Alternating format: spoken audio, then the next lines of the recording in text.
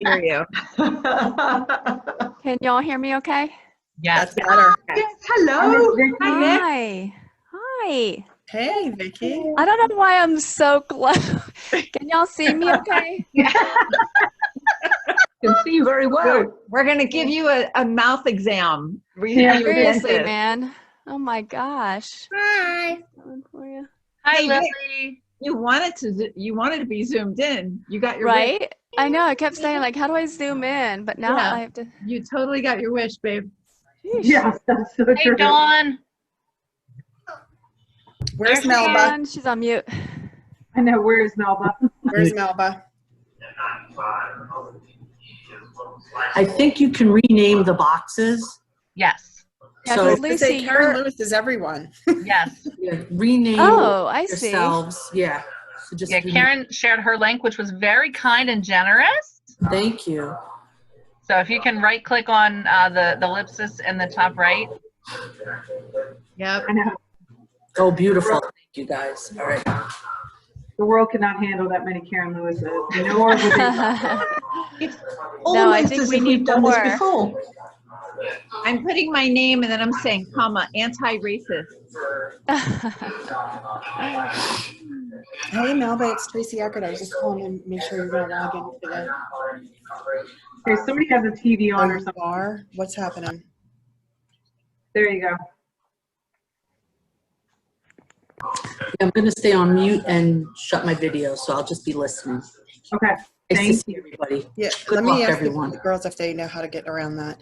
I'm on the phone with Melba, and she's blocked. How does she get unblocked? Yeah. She blocked. It's probably her devices. I had trouble at first, but now I'm on I actually just went into Zoom and put in the meeting number and then the password, not using any links, you know. Okay, so Dawn said she went in just using the meeting number. So maybe if you click out of Zoom, go back. Dawn, could we send her the login, the Yeah, credential, call me back if you have any problems, meeting okay? ID? Thanks. Okay, bye. I'll send her an email. All right, she's going to try to go back in using the meeting number. Does it have anything to do with the browser, do you suppose? I don't know. I Dawn don't said she know. thinks I it's her haven't device. heard anything yet about which it prefers. Yeah. All I know is it's a good thing we're doing this today and not yesterday. Zoom went down for many hours yesterday. I Yeah. heard that. I'm hoping it doesn't happen today. Yeah. They sent an apology letter this morning. I got one of those. We had a glitch this morning too. I had Steve on with about 35 people and he's like, why is there no one in the meeting? I have no idea. So after I freaked out and then it all I think it was a tech issue. They weren't letting the password go through. And then when their HR, I guess their HR did something. So I don't know if it was on our, the company that he was working with, their end but then all of a sudden everybody just popped up. I was like, okay, no stress. Tuesday morning, Now, Tara, can you see the waiting room? I can. Is anybody in there yet? 3 people. But no Melba? No Melba. Is Lewis in there? No, I have Tammy, and Carolyn. Okay.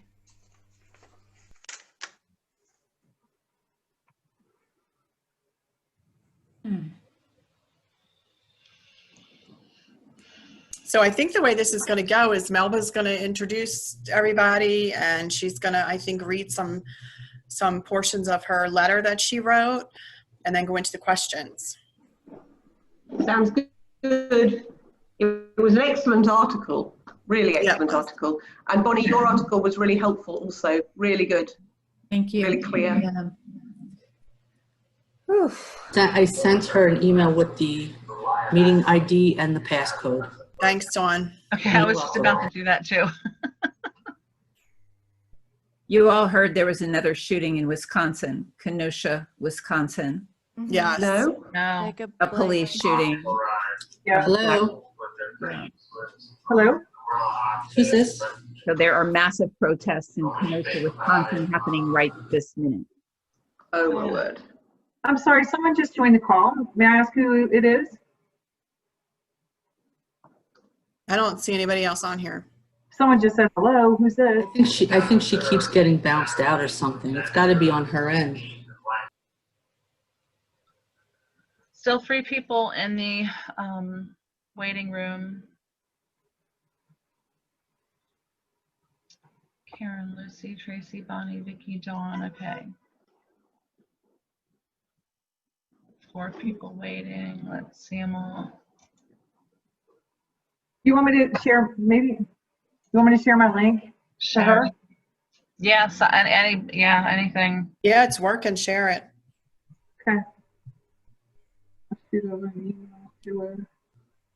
Tracy, do you want to text her and tell her that I'm sending it to her? Yep.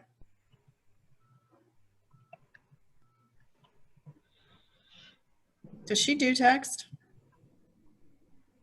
I doubt it. I do. Watching. There's laughing. Do you want to call her again to let her know? Because she's probably pretty stressed at this point. I know I am. Yeah, is Lewis not helping her? Oh, and Lewis, you know what? I could send it to Lewis too. I turned off the ringer on my phone. Wait, admit. Hold on, we might have her. It says Karen Lewis, but we have Melba. Melba! Oh, no, there she is. Okay, I'm hanging up. Hello, everyone. Melba has landed. There's always a last moment challenge whenever we depend on technology. You know, it's one thing to stand out in front of a room. It's another thing to sit here and say, why am I blocked? I should be able to get in this, right? So here we are. How is everyone? Good. How are you? Great, Melba. Great. Melba, you can rename your box, although we love Karen. Thank you. On the top right, there's 3 little dots. Click on that and you just, Yes. Perfect, thank you.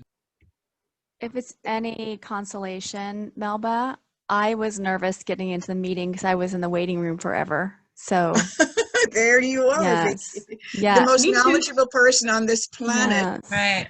It happens to the best of us, and Bonnie loves when I point that out.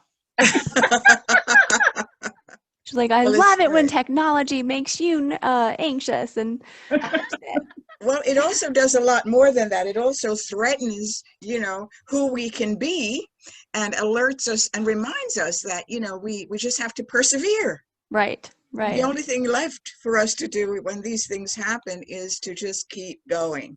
Yep. Yes? I think there's a level of understanding now since we're all Zoomers and team meeting people, but there's still this level of vulnerability that people see or experience. Absolutely. I have to remember to start the recording. We have 5 people in the waiting room. Is there anything else we wanted to discuss before I let them in?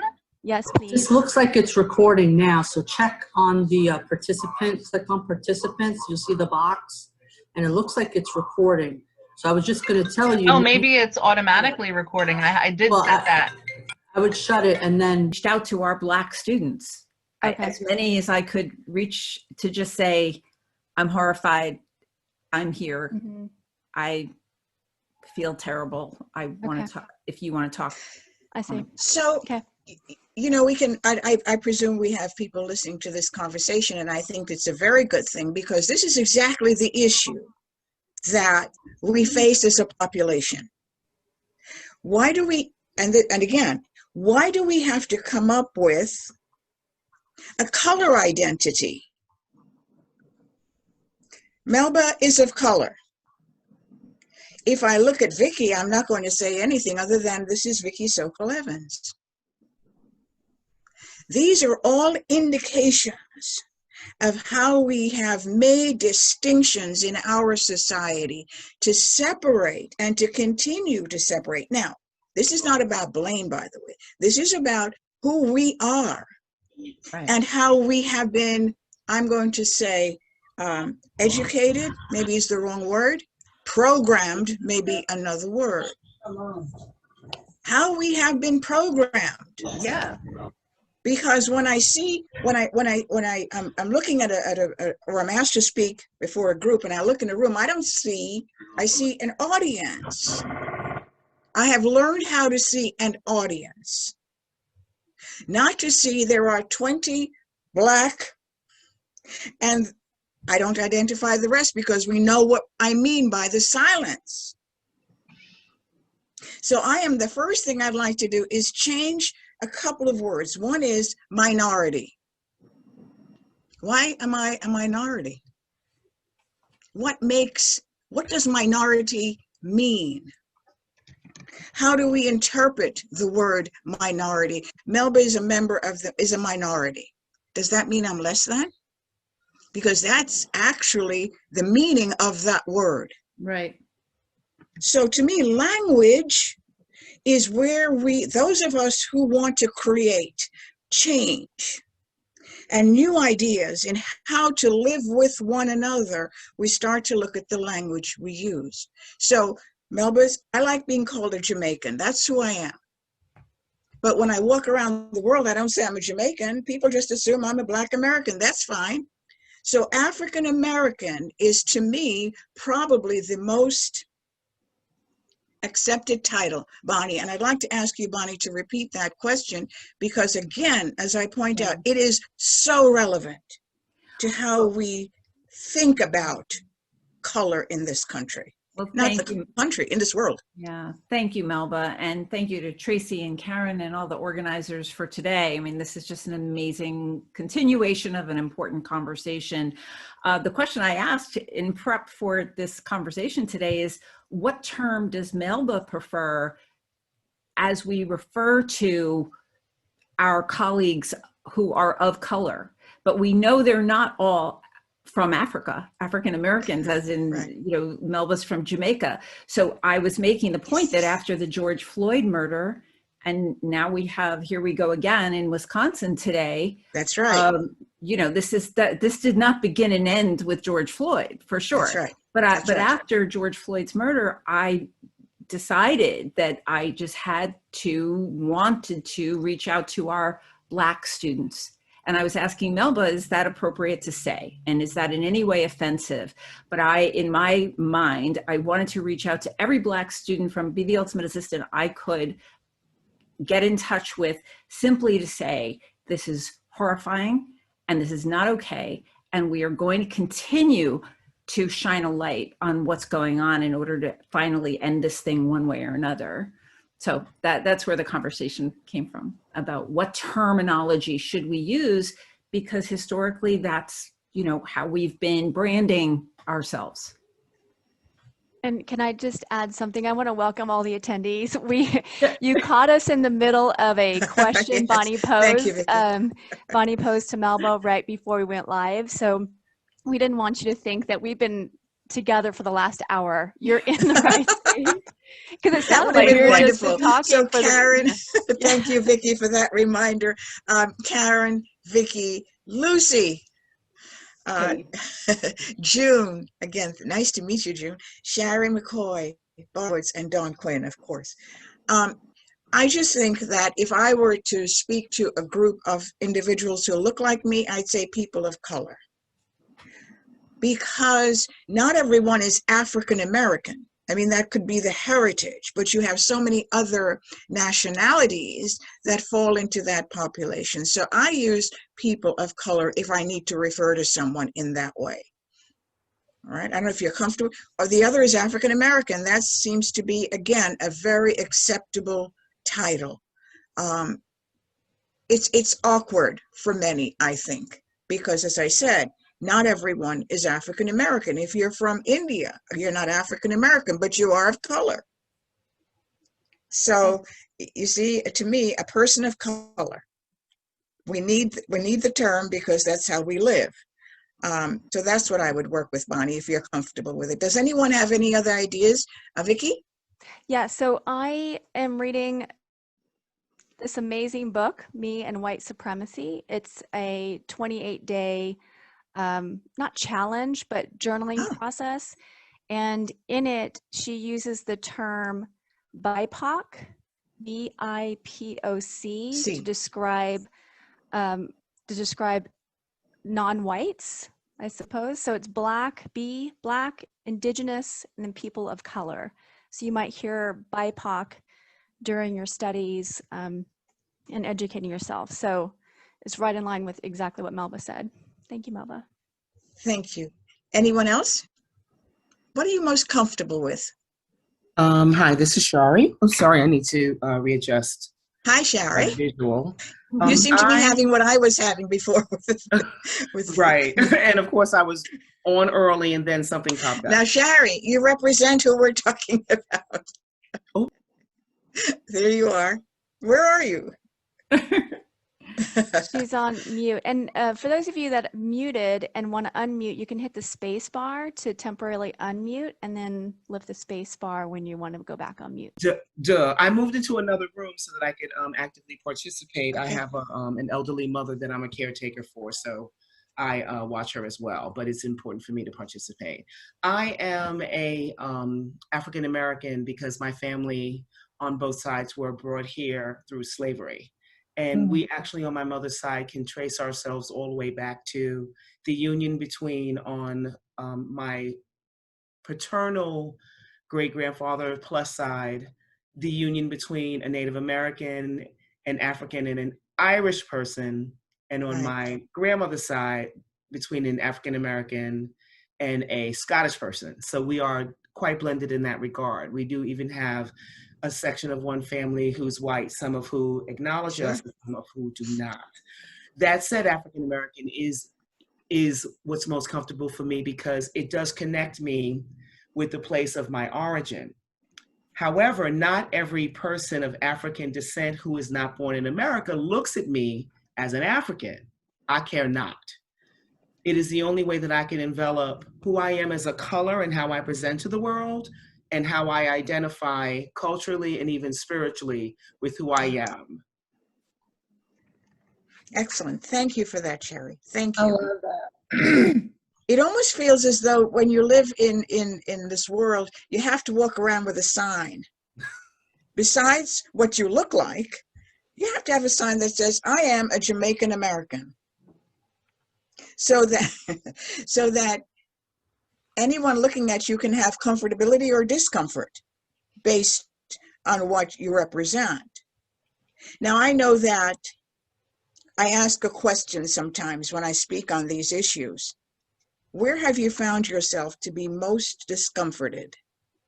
When have you recognized that you're uncomfortable because you're in a circumstance or a situation that puts you close to someone that you normally would not necessarily be close to? It's hinted in one of these questions. And when I asked that question, someone said to me, can I tell you the truth? I said, of course, why would I want anything else? When I get on an elevator and I have someone who's of color and we are the only two people on the elevator, I'm uncomfortable. I said, in the 21st century? Yes. Yes. We have to realize, I think, where our issues are relating to color. People of color are not dependent, I would like to think, on approval. I don't need someone to tell me it's okay for me to breathe. I don't need that. But the message that's delivered out there is that message that we as a people, whoever you are, whatever, we of color, have no authority to suggest that we are creative, intuitive, innovative, contributors to the society in which we live. We have no right to have that. The message is that we are dependent on those who want to keep that bar up, that we are dependent on those individuals to give us the right to be. My answer to that is, when you pay my bills, you can tell me where to live, how to live, and what to do. Till then, I am not interested in what you think. That's right. Thank you, Tammy. Because, I know in this society That if I look different than I am, my world would probably be different. But you want to know something? I don't care. Each one of us has within us the ability to create and to be great. That's what I believe. Every single human being has an opportunity to exhibit greatness. And greatness to me is supported by human kindness and respect. What would I want my grandchildren to think if they were to hear some of the things that are said? I watched a movie the other night, which was totally eye-opening. Mississippi. Did anyone see that movie? The Terrors of Mississippi. And when you look at that, I say to myself, you want to know something? That was the 1960s. We're still talking about the same thing in 2020. When do we stop talking about giving people the right to exist who have contributed their entire lives? Whether we wanted to or not, slavery is somewhat over, but it's not. And then I look at women, regardless of who you are. I look at women and how women have also been kept away from the mainstream. And we've had to fight our way into opportunities. We've had to prove that we have the intelligence and the wherewithal to compete. Women are still looking for space. Who determines these messages? And the question I have is, why do we buy into it? Does anyone know? Why do we buy into it? You know, a question that maybe I'll put in a different way is, how is your idea of racism impacted by your humanity? What do you think about yourself when you think about racism? I mean, why we even have to think about it is awful, but what do you think about yourself when you think about racism? How do you know that you have thoughts about that? Has that ever occurred to anyone? When you look at someone, do you look at them and say, oh, she's Black? What does that mean? What does that mean? That's why I choose the workplace with this article, because politics is a different conversation. The workplace is, I think, the most appropriate place for us to start to create these changes. Why? Because if you are a brilliant leader of a wonderful company, if you're a business leader, you want the best person or the best people you can find to help you to continue in that business. Now, the question is, can you hire those individuals without educating your HR people in how not to look at color?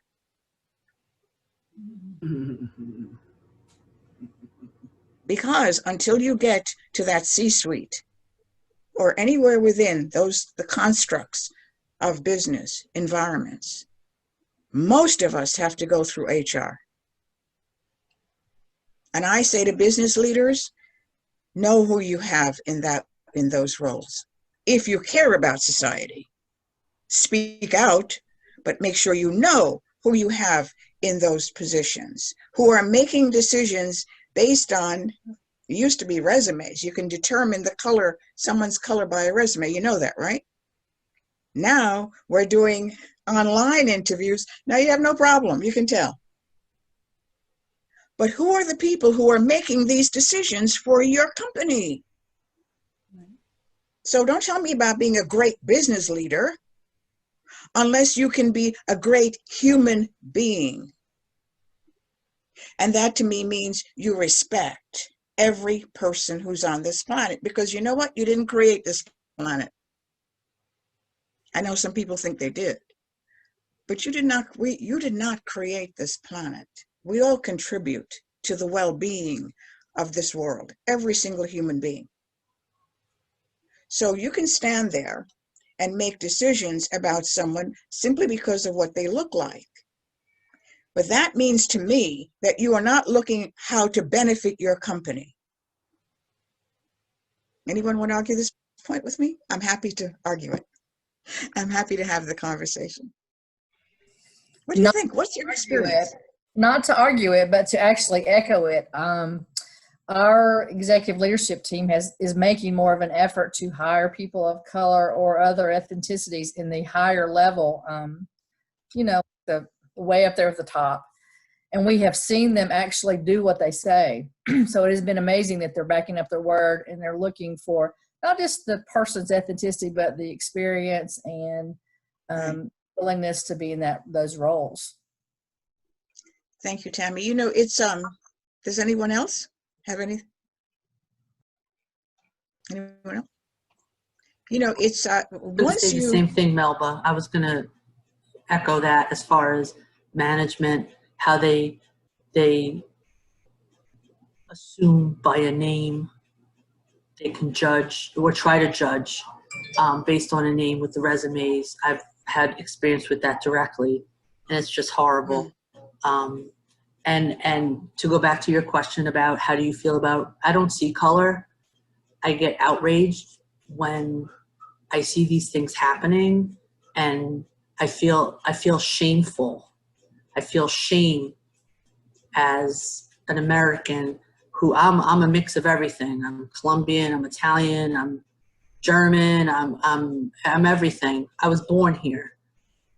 But I have this sense of shame, and it's how these people are acting and how children are taught and raised to hate.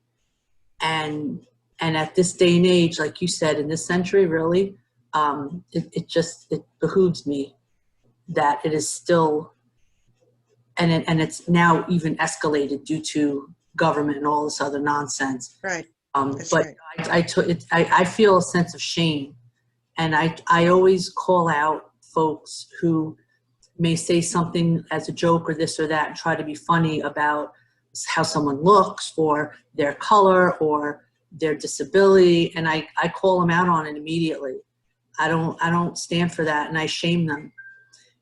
Of course, there's a time and a place, I get it, but for the most part, I don't let that slide, because that's what people are afraid of. They don't say things, they let it go. They they don't say anything, and they just keep fueling this ability to continue on and on, that it's okay. It's not okay.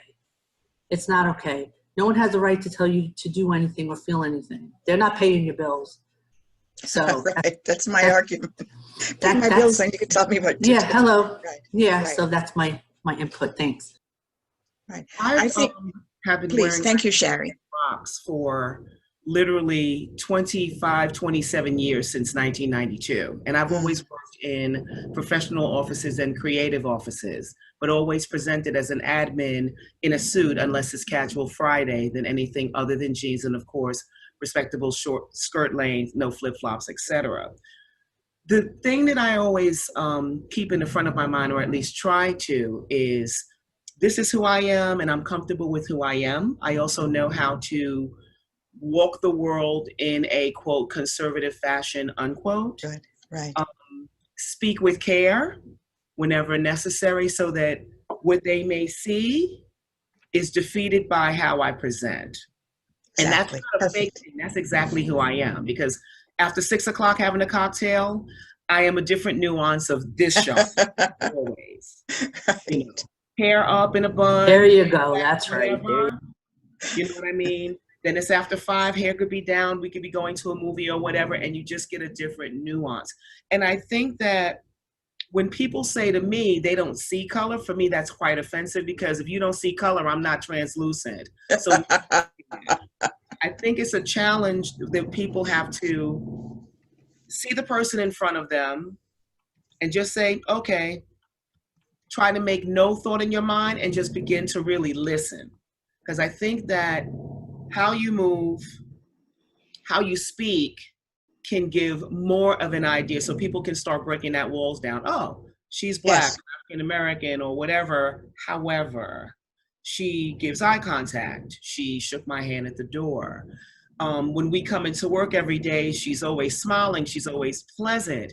She has a joke. She, chips in. She offers, assistance. She listens. She pitches in, and then even on those days where less so, she communicates in a way that is clearly and respectful. She is good with her time. I think that when we begin to really listen more, since we have 2 ears and 1 mouth, we have 2 eyes, which is fine, but I think that we have 2 eyes so that we can absolutely see and allow our brains to inform with the hearing, if that makes any sense. If you look at a blind person who probably has a great advantage to this, they don't get to see a person in front of them. That's right. That's there right. are other senses to figure out, so who's in front of me or who am I hanging with today?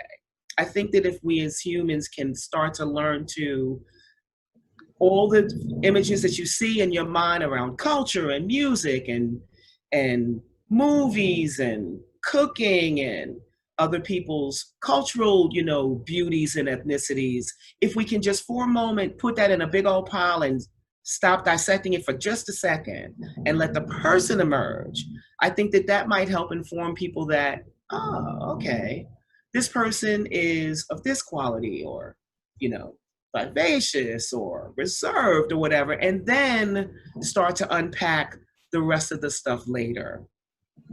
But that's going to take a lot of time, and that literally is going to take a lot of conscious and unconscious training by ourselves as well as by other people. Right. That's right. Unconscious bias. Well, Sherry, you just trained me, because I had said I don't see color, and I meant that in a way that I don't see it to judge people. But you're 100% right, where you're not transparent. No one is transparent. You're right in front of me. So thank you for explaining it that way, because I don't think I'll ever say it like that again. I would say, I see you for who you are in front of me, and so you've already educated. So thank you for that. Oh, you're welcome. And I had to think about that for everybody, because you have people, right, to look at the diaspora of people of African descent, Caribbean descent, etc., that are blended. You have people that do not present African American and are light skinned, long hair, like one of my favorite actresses, Vanetta McGee. If you looked on the street, you would never know. Dorothy Dandridge had that issue. Lena Horne had that issue. Then you have people like,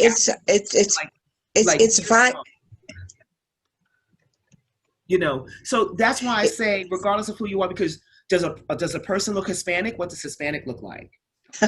What does East Asian look like? What does Chinese look like? What does Brazilian look, Russian, Eastern, what does that really look like? It looks like whoever is in front of you, which is why I say, Absolutely. And keep it moving. And I come back to the point that of this article, obviously, that the workplace is perhaps the most significant place for us to create these changes.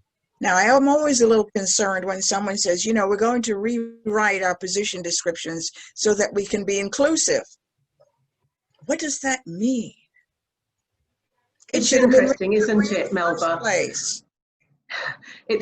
I think there's a kind of triple whammy here, isn't there? Because it was interesting to me that you said earlier about women in the workplace, and then we're administrators as well. So, if you're a person of color and you're a woman and you're an administrator and you're in the administrative profession, you've got all 3 things. And I'm very fond of saying that we're not just looking at having our seat at the table, we're looking at being part of the conversation as well. And I think it's important that businesses are not just saying that this is about diversity, it has to be about the inclusion piece. And the inclusion piece is about everybody feeling comfortable to be themselves, whoever they are. It's not just about saying, okay, we want all these different cultures and ethnicities at a table. Right. What we want is for them to feel that they are part of everything as much as everybody else, as we do as women, as we do as administrative professionals also.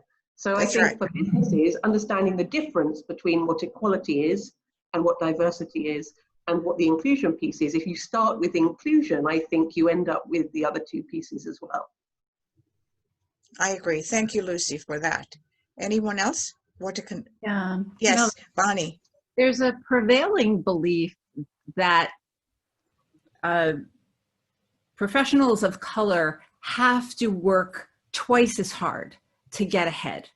And there's also a prevailing belief among women that women have to prove themselves again and again and again until they get their seat at the table alongside men. We already know that there's a wage gap between women and men, and it is even more drastic with women of color. Here's the thing, we didn't get to this place in 2020 in a minute. So we know that it's going to be a process to move us out of it. But just like, you know, when women got the right to vote, it wasn't only because women were saying, hey, we want to vote. It took the power structure, the prevailing power structure to make change. When gays got the right to have marriage, same thing. When slaves were freed, same thing. So we on this call are part of the power structures that exist in today's workplace. And so that means that we are part of the solution. That's right. Have it be, that people of color and women, shouldn't have to work twice as hard or prove ourselves 3 times over to get the promotion where men are getting it automatically.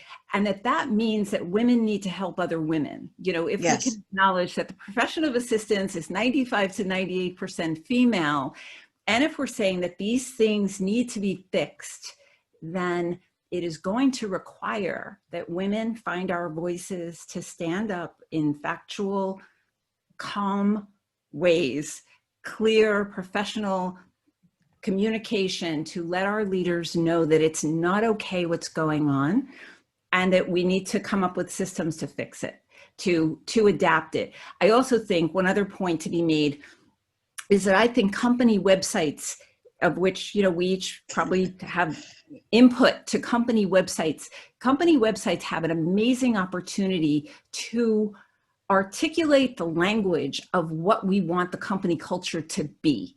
You know, if we're talking about a diverse culture, we can put language to that on websites and on job descriptions that indicate that we are a place that celebrates diversity and really wants to put some muscle into the creativity and the innovation that can come from having a diverse group in an organization. You know, and that's perfectly stated, Bonnie, as you always do.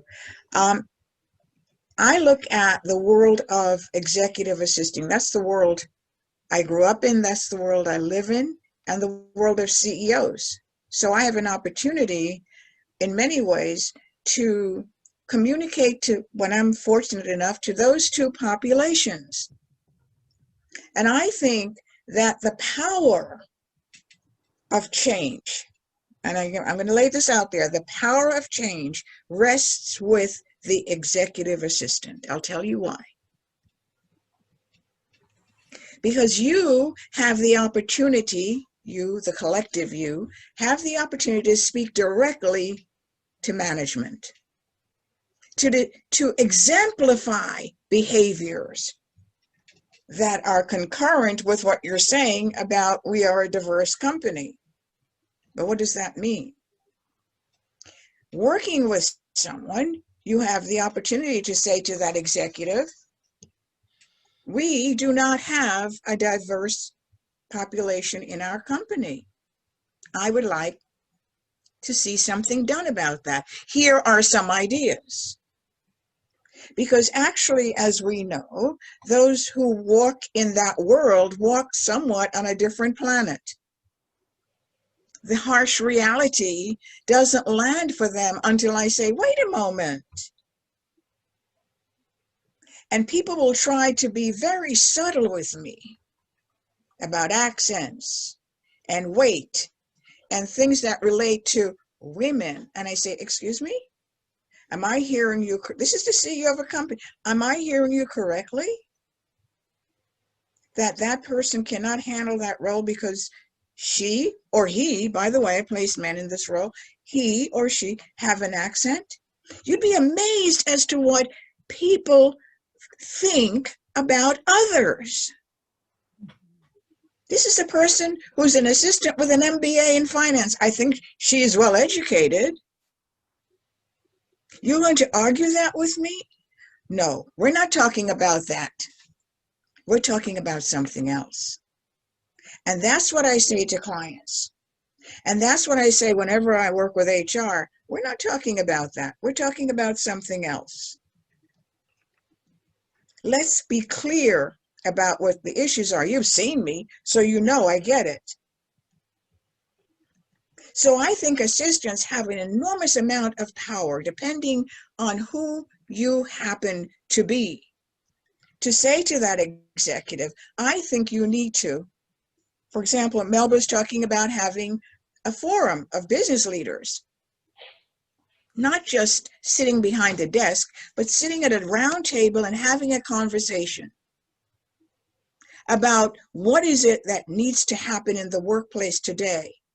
Because you cannot be successful without the race issue being taken out of the box that it's in and open another box. Everyone thinks that they're racially free and they can say, and oh yes, I'm this, I'm that. No, you're not. No, you're not. I can argue right into the ground about why you're not. Was it Oprah Winfrey who was followed around? I think it was some store one day that they didn't know she was Oprah. Right? I don't make this stuff. Oprah Winfrey was followed by someone, a guard, I think, in a store. Because she didn't look as though she was able to pay for what was in that store. So if we have those types of examples of what actually exists in our world today, then we, those of us who are sitting here talking about this, we have a responsibility to set an alert. Executives, we want you on that stage. We want you in a roundtable conversation. We want to hear from you what you're doing in your company to ensure that everyone who is hired obviously has the right skills. I'm not suggesting you don't. But that your company represents this world.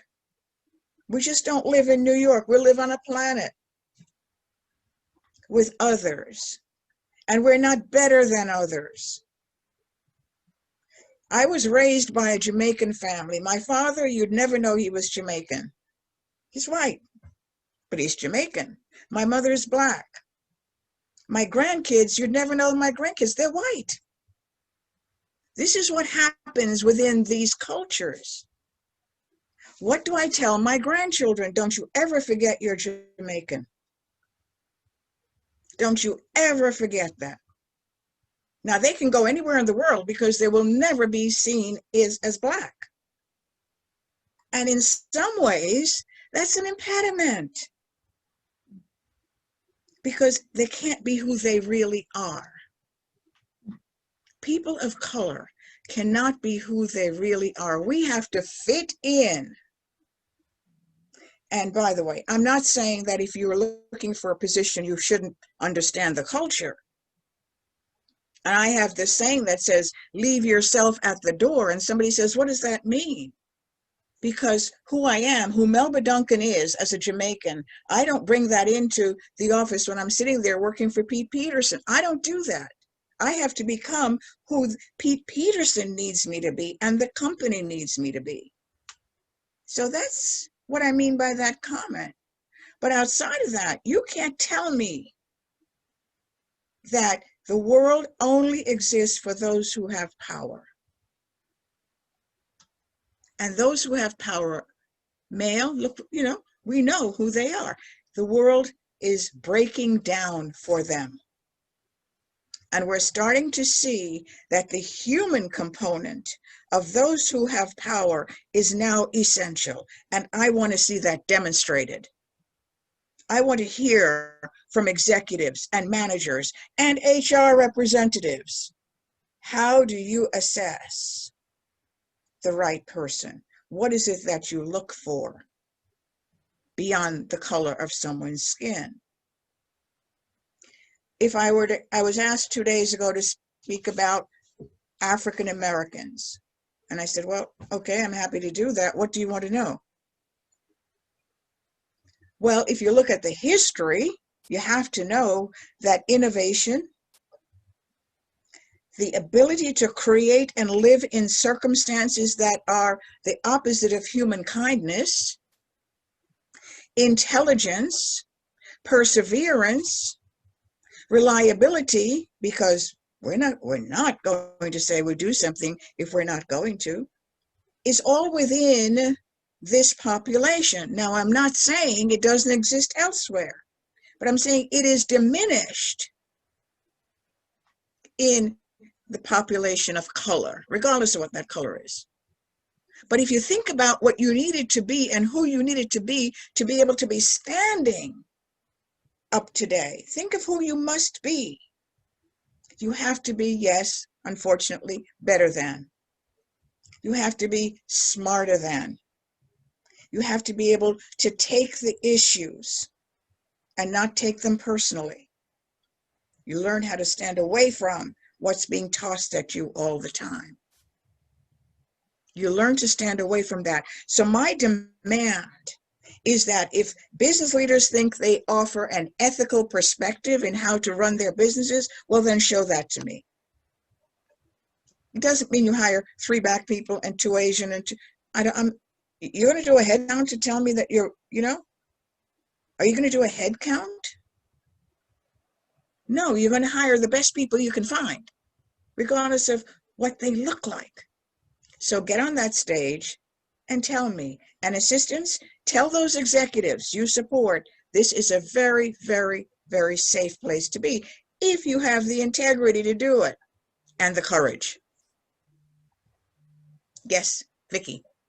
So Melba, I'm inspired to share, just based on what you said, some, what I've realized about myself that I've discovered since George Floyd, and even since our webinar that we did with you, Bonnie and I did with you.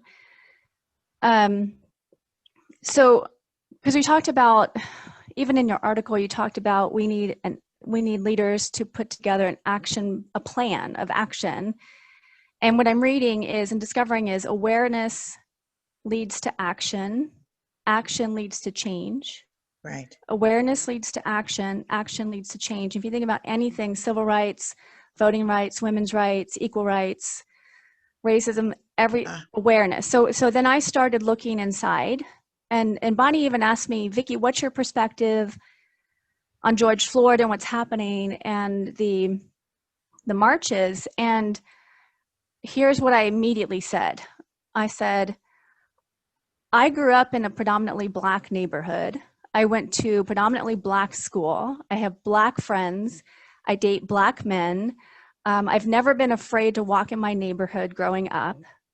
My first history or memory of racism was when it came back to me that my grandmother saw my prom picture with me and one of my best friends that I went to prom with, and he's Black. And I was 18. That was my first experience of racism. My parents, kudos to them, they just didn't. And I said, I don't see color. So these are all the things I said to Dawn. I said the same thing. And then the first memory of white privilege happened when my coworker, who's a Black woman, is married to a Black man, told me about, when they have to get gas. This is back in the 90s. When you go get gas, you could pump and then pay. But if the white husband was pumping gas, he could pump and then pay. But if she, a Black woman, was pumping gas, she would have to prepay and then pump gas. So that was my first memory of white privilege. But so this is all the things I'm saying to myself. And when Bonnie asked about how do you feel about the movement? What else do I have? I knew I needed to be an ally. So I knew I needed to be an ally. I'm a former hip hop dancer. I love Black music. I love Black movies. Like, but yet I went silent. I wrote down some notes. I'm appalled at the All Lives Matter ignorance. I immediately want to give back, and I want to serve marginalized groups. I want to educate myself. So given all of that I've shared, this is what I've learned. White fragility is when racism triggers a range of defensive moves, which is exactly what I did. Like, I've got Black friends. I grew up in a Black neighborhood. I went to an all Black school. Like, that is white fragility. I all of a sudden started defending, like, I went in defensive mode. And even saying, like, I'm colorblind is white fragility. So I became fragile when all of this happened. So that was an awareness for me. The other thing is white silence, not showing up or staying silent when someone makes a racist joke or comment. Like, if someone makes a racist joke or comment, I will definitely stand up. But I did not immediately put my cover photo to Black. I didn't know what to do. I was paralyzed. I didn't know what to do. I didn't understand. So I went fragile and silent. And going back to how can I affect change and be an ally? Number one, be aware. So right now I am in full awareness mode. Like, I am studying. I've got 4 books I'm going to be reading. I want to read them with my team. And then we'll figure out how we can take action. So I just want to share that I am raw right now, even though, and I just want to be as vulnerable as possible because I still have a lot of work to do. I can't affect change unless I become aware of how I'm contributing to it. That's right. right. I just wanted to share that. You inspired me to do that. So, yeah. That's right. You cannot affect. Thank you, Vicki. No wonder you're the way you are. You grew up in a Black community. I'm kidding. But you cannot affect, June's laughing.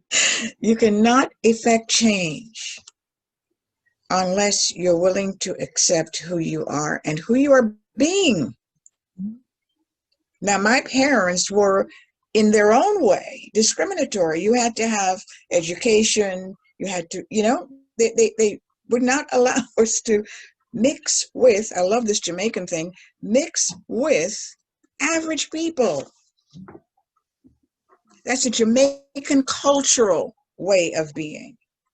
And in many ways, that way of being enabled those of us in this family to look differently about ourselves.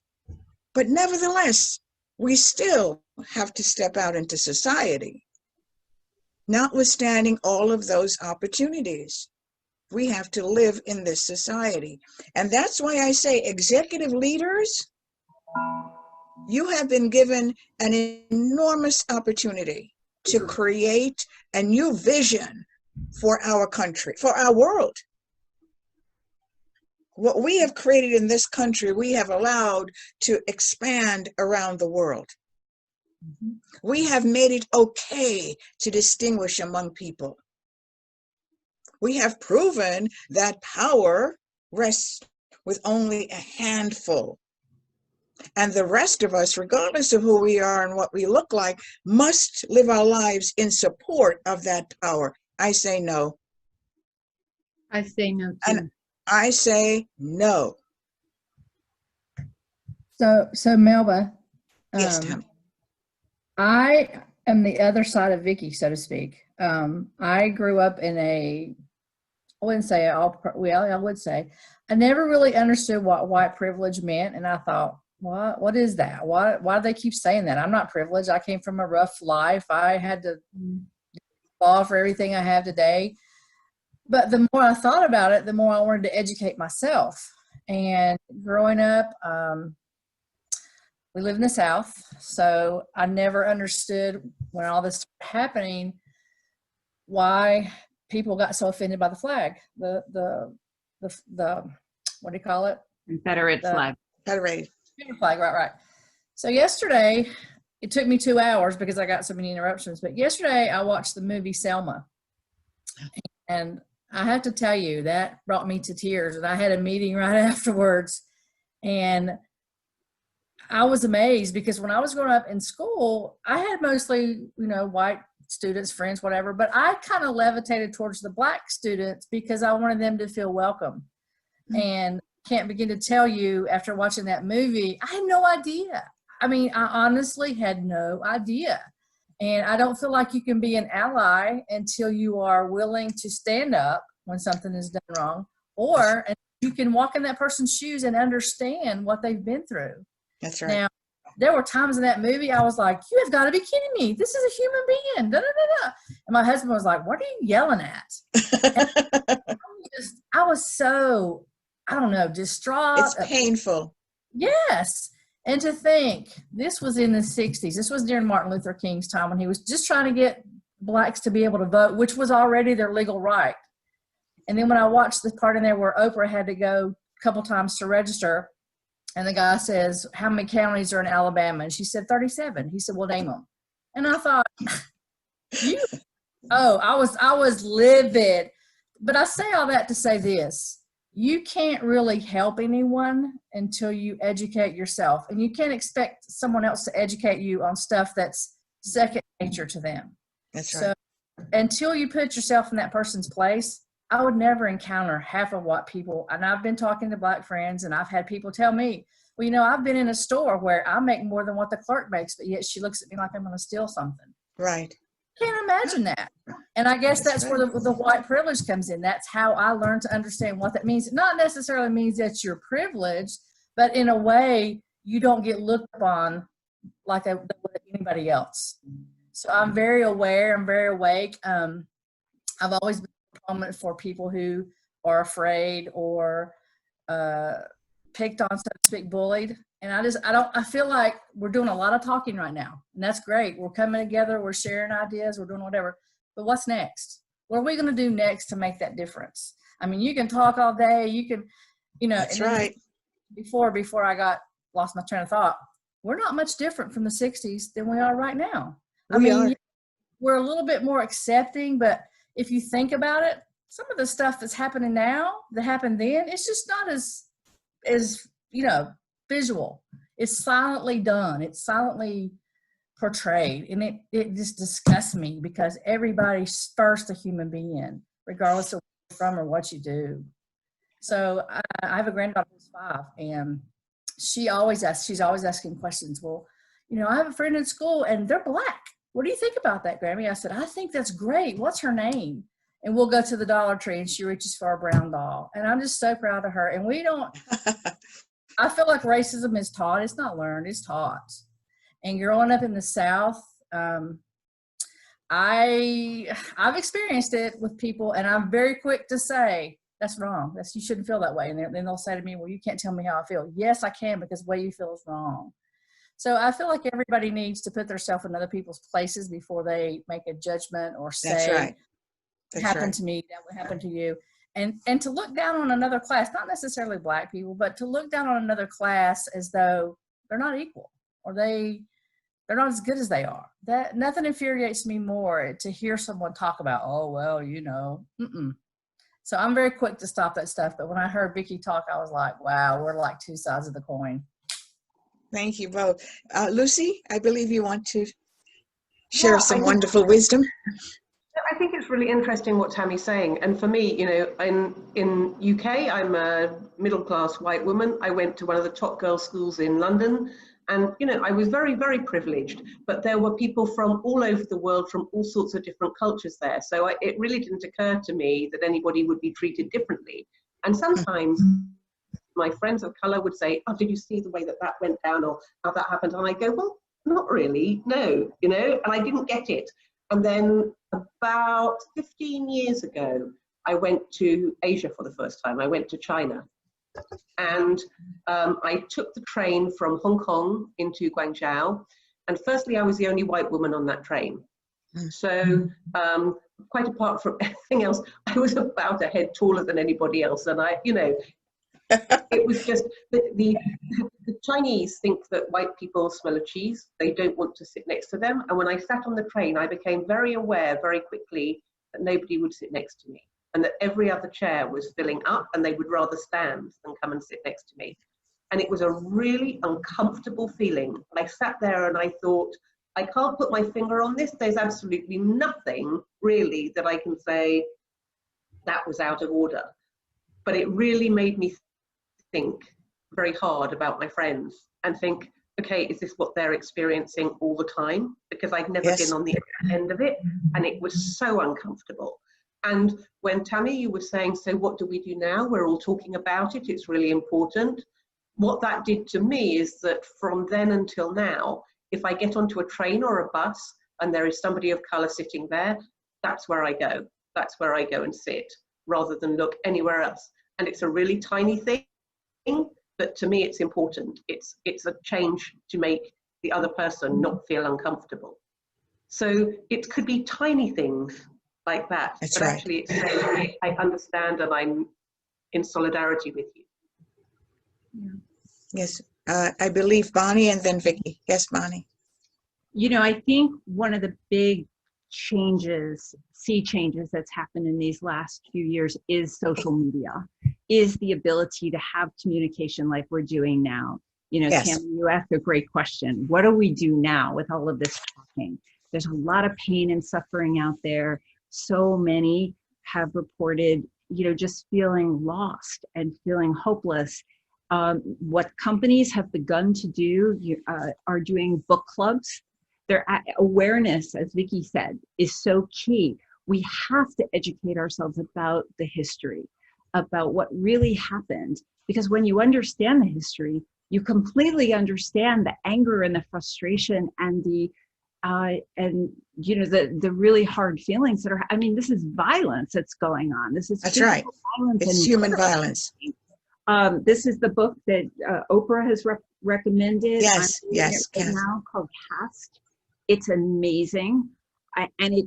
You know, I am a student of history, and you know, just briefly, I was the only Jew in my class growing up, and I was friends with Greg, who was the only Black kid in our class in a sea of Italian Americans in our school. And so from very early on, I understood that at a very basic level, that feeling an outsider, feeling different. But honestly, in all the training and all the speaking and all the teaching that I do, every person, I think, can relate to that feeling of being left out, of not belonging. Would that be right? Can I see nodding heads? Have we all felt that way? Do we all remember Sure. what it feels like to be left out of something? And racism is that taken to the 100th exponential degree. If we can have empathy and awareness, and in companies, if we can initiate, and it That's will right. have to begin with leaders. That's right. Leaders have to endorse this enthusiastically and proactively about encouraging education for all of these things, because if we are going to have a diverse environment, we should know about each other, and simply to ask questions. What do you need? How can I help? To bridge this human community that we have with each other. So I'm hopeful, because I see social media as having changed. I see book clubs happening. I hear that there's a determination to not settle for the status quo anymore. Right, right. I believe there are two things. And yes, Vicki, I'm sorry, please. We can't hear you. Vic, can't hear you, kiddo. Yeah, I was hitting the space bar and it was putting it in the chat. Okay. You were having the same. Yeah, I was like, what's happening? Melba, did you want to respond to Bonnie? Because I have a separate thing first. Yeah, I wanted to just remind us that the change we want, we have to demonstrate that change. We can't ask anyone else to teach us how to be kind to others, how to respect others. That comes from within. That's our strength. That's our leadership. I can tell the universe to smile at Black people. That means nothing, because we live in a world of achievement and financial well-being. Those are the distinguishing issues. And we keep people who are lesser than that in the boxes that we can control. But those of us who are in boxes have an opportunity to create within ourselves the power to step out of those boxes and to say, wait a moment, if I have to go into a company and teach you how to hire people of color, I'm sort of amazed by that. First of all, what do I tell you to do? It starts with, who am I talking with? Who are you? How do you live your life? And a lot of people say to me, you know, Melba, I've had many, and this is just a generalization, I've had many Black friends. I mean, I can say that I am really not a racist because I've had white people to my house for dinner. And I can say I'm not a racist because I've had Black people to my house for dinner.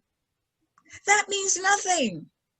I don't mean, you know, I'm making a statement here because I'm saying it's who you are. It's how you look at people when you walk in the street. It's whether you acknowledge someone of color and say good morning and mean it, not because there's a camera on you. It's kind of like the definition of integrity. I'm sorry, Tammy? It's kind of like the definition of integrity, who you are when no one's looking. That's right. So we have to teach ourselves, for those of us, and we all do, teach ourselves first what it means to be, respect ourselves for who we are. We have to learn to love ourselves for who we are before we can love others. Because how does hate exist? It exists because we contribute to it. We contribute to hate. Every time we make a distinction about someone, we have just contributed to hate. Every time we look at someone and say, oh, wait a moment, she's this, she's this, she's this, we've just contributed to hate.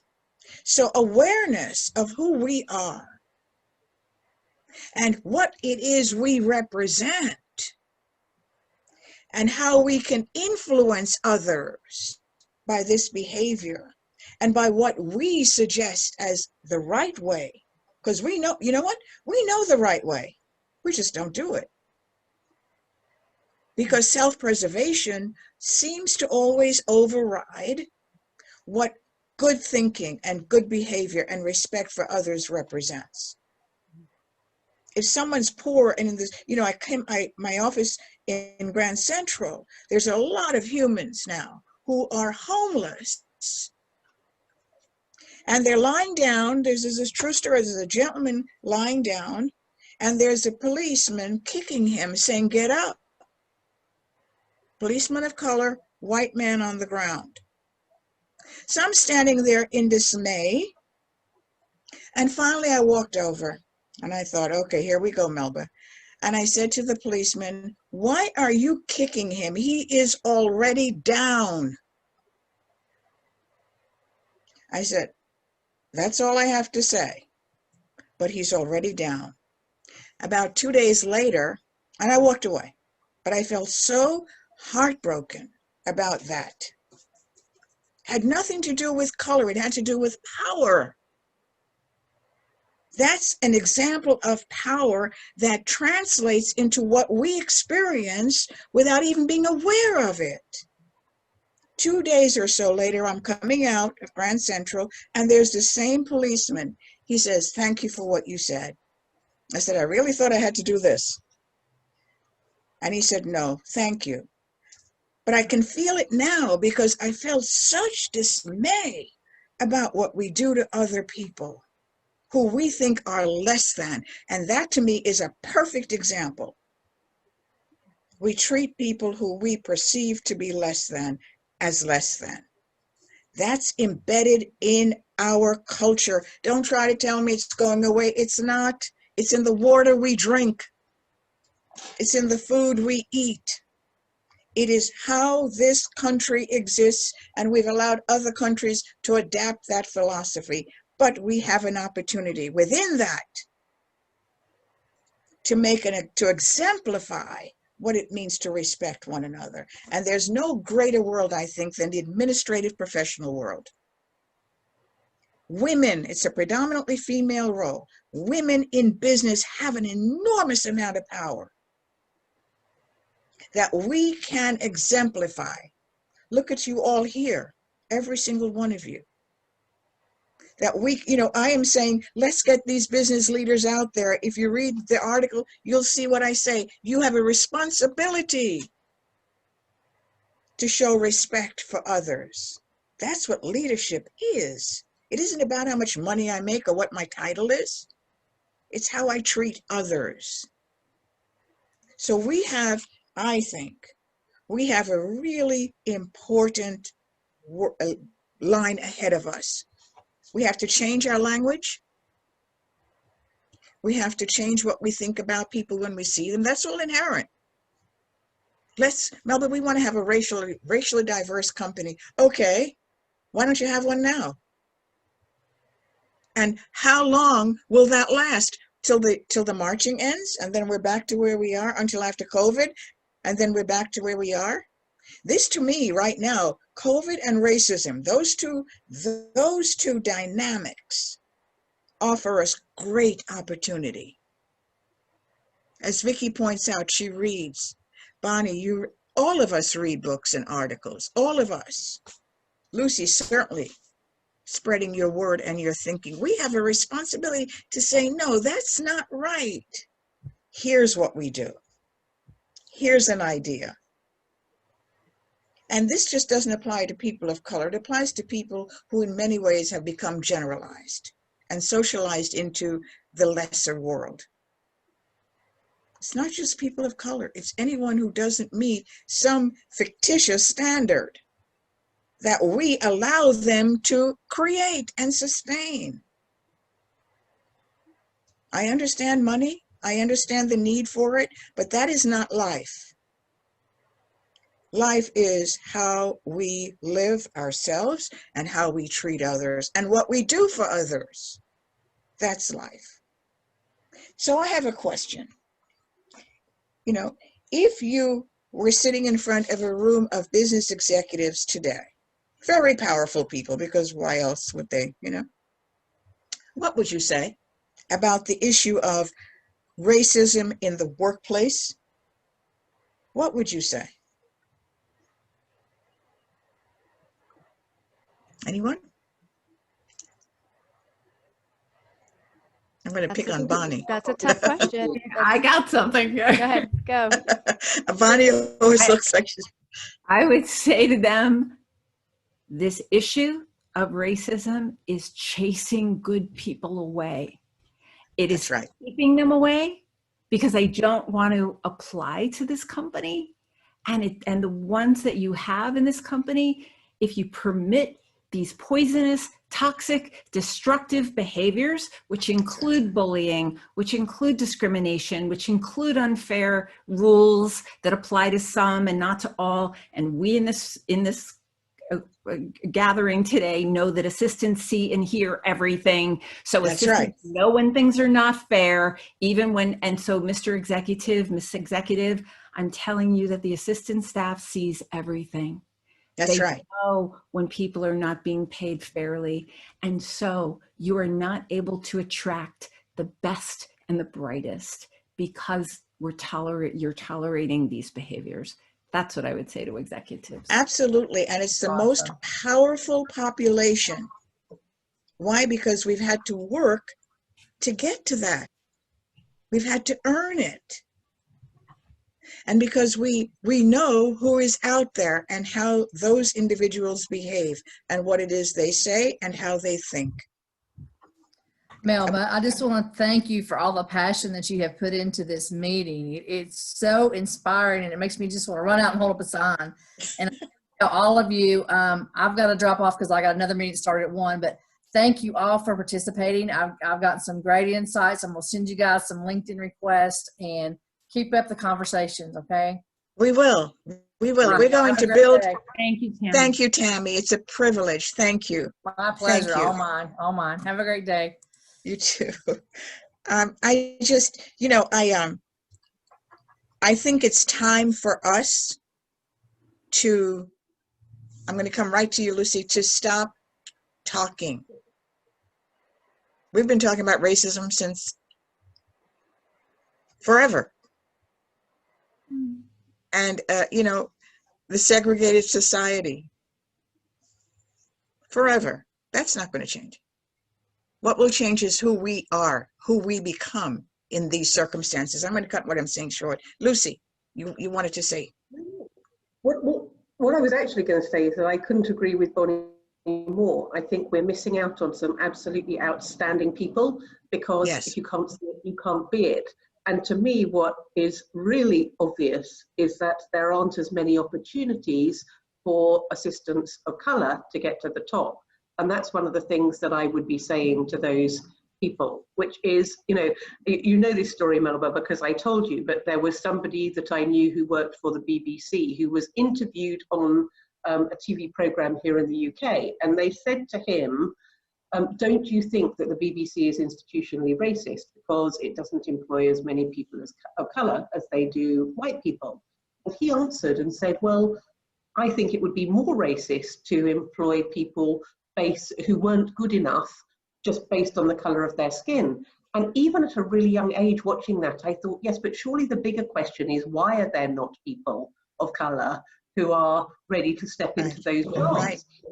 Actually, there is a far bigger job of work to do. And I'm very aware in the administrative profession, when I go to the really big conferences, that on the whole, the lower levels have more black people in them and they turn one way. And then if you're looking at the people of colour who are turning to go to the senior levels, they are much, much fewer. And that's something that I'm really, really keen to tackle with businesses. Why is that? Why do they not see themselves at these conferences? You look around conferences and there are so few black faces there. Is it because they don't feel welcome? Is it because we're not seeing people of colour up on stage, present company accepted, of course? But it's really interesting looking at how we can change that so that actually there is proper inclusion. That's a huge conversation, Lucy, and one that I have all the time with myself silently, but also with others who ask that question, because I fall into the middle of the answer. One is black assistants knock on the door. Get the skills, know what you're able to do, and apply. One door doesn't open, go to the next one. Now that's a very arrogant response. But the other side of that is, if I want to get a position and I have the talent, you're not going to stop me. You're not going to stop me. And once you give me that position, I am going to work twice as hard to prove to you that you made the right decision. Those are personal choices that we make. But you're absolutely right. And here's what I wrote in this article. And for that very reason, Lucy, black executive assistants, they don't know how valuable they can be. So I write, black executive assistants and those who have advanced in their roles to the level of chief of staff, we have a few, are essential workplace contributors. They have to know that. Accept and act on this reality. This is my message to executives. Executive leaders know that we can no longer maintain these current circumstances that continue to reinforce and confirm racial inequality.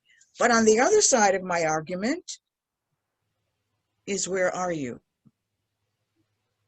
I can count how many black executive assistants, I'm in the world of recruiting, how many black executive assistants I have placed. I have interviewed and placed in companies. I can count them after 30 years of doing this. Where are you? You will not create change unless you step up and bang on those doors. Unfortunately, that's the way the world is. And you have to prove that you have the capability to do that. Someone said to me, well, Melba, you're blaming the pop. No, I'm not blaming anybody. I'm saying there is great opportunity out there for people of color who want to do this work. But you have to meet the standard. And you have to adapt to the corporate culture. But that applies to everybody. But you also have to get to the door. And my job is to make sure you get to the door, but you're not going to get past me unless you can really exceed. Because I'm sending a dual message. I don't want average. I'm not interested in average. I'm interested in being able to place assistance in corporate cultures around the world who surpass what is perceived about what they're capable of doing. That's what I want to do. Melba? So, yes. Melba, I'm so sorry to interrupt. It's Karen. And I just wanted to give everyone, we have a 2-minute warning. We have a hard stop at 1:15. Oh my gosh, really? And we were on such a roll. It's very true. And we want to thank you so very, very much for sending the article, writing the article. Thank you to our wonderful panel and for these conversations that are, often difficult, but we're learning. And thank you for everyone attending today for wanting to learn. So I would love for you to wrap it up. And I apologize for interrupting this fantastic conversation. So please take it away, ma'am. Does anyone have anything they'd like to add? You're all wonderful, by the way. And I look at you and you're all so terrific. I want a snapshot of this. Is there anything someone would like to say? Melba, I wanted to say thank you as well. I think this has been great. And I, as well as doing something, do want to continue the conversations, because every time I have a conversation, I learn. And I too made the mistake of Black Lives Matter, not understanding fully what that meant. And you think all of a sudden, all lives should matter. Why just Black? That's right. And then I had my son, my millennial son, explain to me what it actually means. And I was like, oh my gosh, that totally makes sense. And I get it. So I think these conversations are really helpful for people, especially people who don't experience it the way that you guys experience. That's right. So thank you. Thank you, Tracy, so much for this. I really appreciate it. It's a privilege for me. And it allows me to also look at myself and what it is I need to do. I'm going after these CEOs. I want them on camera. Yes, Vicki. I just want to do a 15-second description of white privilege. June and I were talking about it this morning. When I go running or walking, I have to do it in the daylight because it's unsafe for me as a woman to be out in the dark, right? For all of us. And June and I were talking, she says, yeah, we have to make a conscious decision to walk in the day, during the day. But Blacks, people of color, they have to make a conscious decision on every aspect of their life, not just walking in the daylight. It's everything. They have to make a conscious decision. And that happened this morning right before the call that we talked about that. So it is. And we do it automatically. And this is another conversation. What happens to Black people, or Black women especially, what happens to us by what we have been forced to accept? And my argument is, no. You know what I said. You pay my bills, you can tell me what to do. No, I'm not forced to accept anything other than who I am is who I've chosen to be. You cannot tell me how to be. I want to learn, and I want to do more things, and I want to help the world, but that comes from inside of who I am. Human kindness is not taught from a world around us. It's exhibited by who we are within that world. Executives, I want you on camera. Stop hiding and get out there. Assistants, stand up and get your executives to get in front of this camera. You have that power. You can change the world, executive assistants. You know that. Mm-hmm. Black assistants, knock on those doors. Get the talent, understand, knock on the door. Stop waiting is my bottom line. Waiting is I just nothing. want to say one thing quickly. Yes, Shari. So that the group also knows, in addition to us collectively as people on the earth doing work, people of color, Black people, we also have our own work to do. So in addition to these conversations, we have conversations with each other, because That's right. we have to let go of some of our own barriers of internalized racism, because it exists. The elevator example was spot on, but we also have to figure out how to react differently as well, and not That's right. put our anger into violence. And that's going to be a while.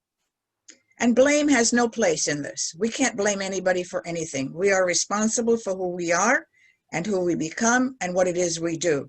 And the circumstances around us, that's not my making, but I can change it. I can change it. I am not blaming anybody. Actually, it's an opportunity. Mm-hmm. It's an opportunity. Anyone else before we close? Karen and Tracy have recorded today's event. So one of the things we can do is to, once this recording is ready, we can take action and Yes, spread the word. We can share it with, we can share it far and wide with our community. And I think it's a really important conversation that we had today, but they need to happen more and more and more. I agree. I agree. I absolutely. Book titles. We'll send the book titles that people have mentioned. We'll also send that out as a follow-up for these conversations, and then look into booking more conversations. So I want to thank everyone who participated, especially They're our wonderful. panel and Miss Melba. We greatly appreciate this. And I personally have learned a huge amount today. So thank you, personally. Right. Stay the way you are. Thank you. So Stay we're the going way you to are. send this recording out as soon as it is available, just as Bonnie mentioned. And again, thank you guys. I hate to end this conversation, but it will continue through Thank us you. and our actions. Thank you. Love to all. Thank you. Thank you very much. Have a great Bye-bye. day. Bye-bye.